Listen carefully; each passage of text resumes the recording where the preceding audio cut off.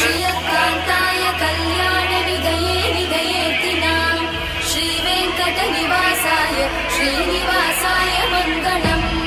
लक्ष्मी सविभ्रमालोकसुभुविभ्रमचक्षुषे चक्षुषे सर्वलोकानां वेङ्कटेशाय मङ्गलम्।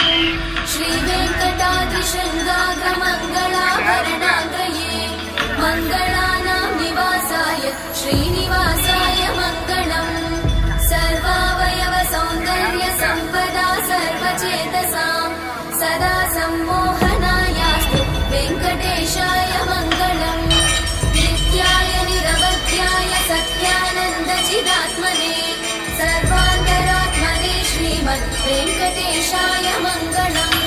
स्वतः सर्वविदे सर्वशक्तये सर्वशेषिणे सुलभाय सुशीलाय वेङ्कटेशाय मङ्गलम्।